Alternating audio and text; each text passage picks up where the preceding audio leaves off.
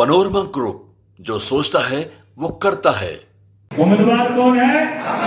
अभी 16 आदमी ने उठाए हैं। अपना आम जो है तुरंत गिनती करता है। उम्मीदवार कौन है? तो हम है, तब तो कोई बातें दिक्कतें नहीं होता है कि उम्मीदवार हम हैं, उम्मीदवार हम हैं।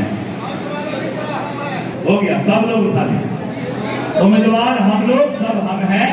मित्रों, एनडीए में इतना ताकत है, इस ताकत के सामने कोई लालू, कोई वाले, कोई नहीं टिकने वाला।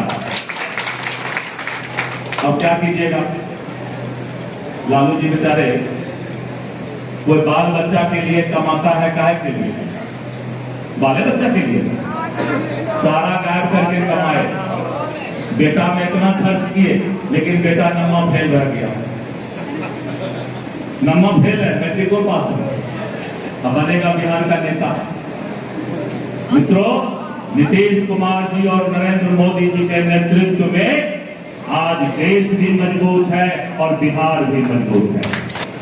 आज कोई भी विपक्ष के पास हिम्मत नहीं है कि नीतीश कुमार जी के नेतृत्व पर और नरेंद्र मोदी के नेतृत्व पर कोई अंगुली उठा ले, किसी की हिम्मत नहीं।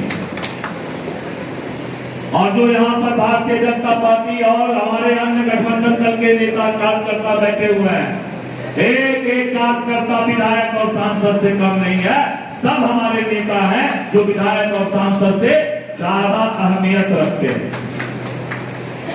जब आप लोग लग जाइएगा कि कौन है भाई, कौन सुरेंद्र यादव, कौन, क्या है, कैसे है, क्या है, कुछ नहीं है, इसकी हिमाकत है हमारे कार्यकर्ता के सामने नजर भी उठाने का। नजर उतार दिया जाएगा, किसी की हिम्मत नहीं हो सकती है। इसलिए हम लोग एक मजबूत कानून के राज में चल रहे हैं। नीतीश कुमार जी का राज है, नरेंद्र मोदी जी का राज है। किसी की हिमाकत नहीं है कि आज बेलागंज या गया में आप उठाने की हिम्मत करें। इसलिए मित्रों, मैं 4-5 बात बोलूंगा। पहला ये, 4 चक्का से कोई गांव में मत घुसिएगा। बात समझ में आ गई? अगर 4 चक्का होगा भी तो गांव के बाहरे में 4 चक्का छोड़ के ड्राइवर साहब को बोलिएगा कि भैया तुम बाहरे रहो, क्योंकि 4 चक्का से उतरिएगा तभी घर घर प्रचार कर पाइएगा।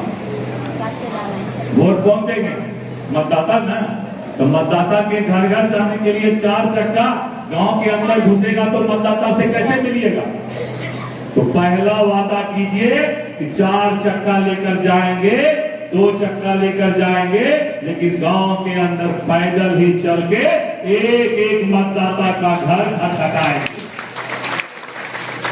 समझ जाइएगा। दूसरा, नेता होने का अहंकार और चोंगा उतार के प्रचार करने जाइएगा।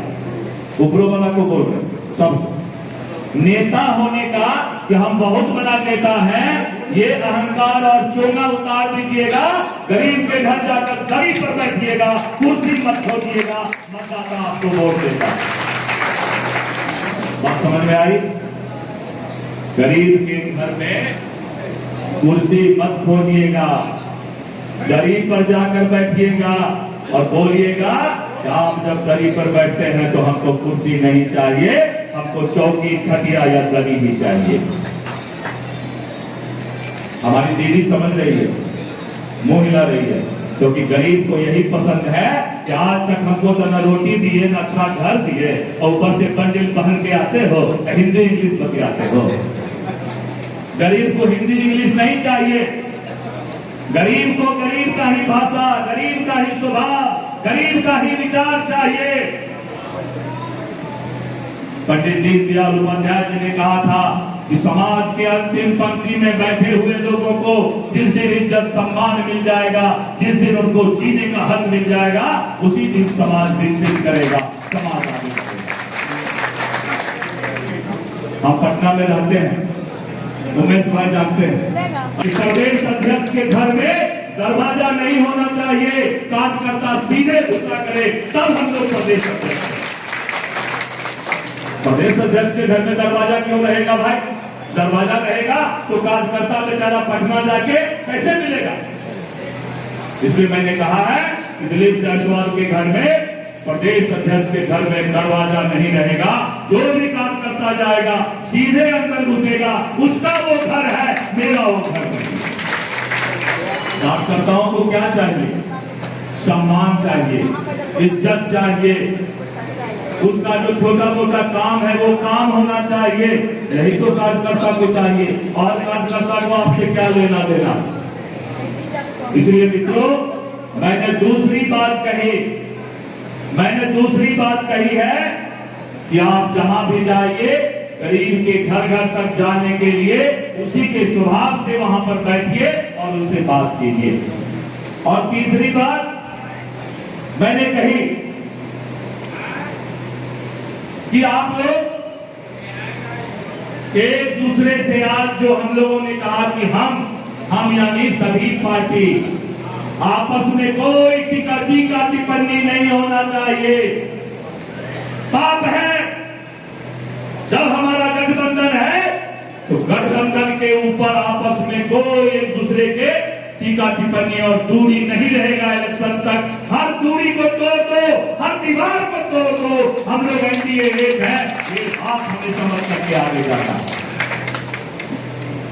और मित्रों, जब इतना सा समझ लेंगे तो हमें इलेक्शन में कोई भारी बहुमत से जीतने से नहीं रोक सकता, कोई नहीं रोक सकता है।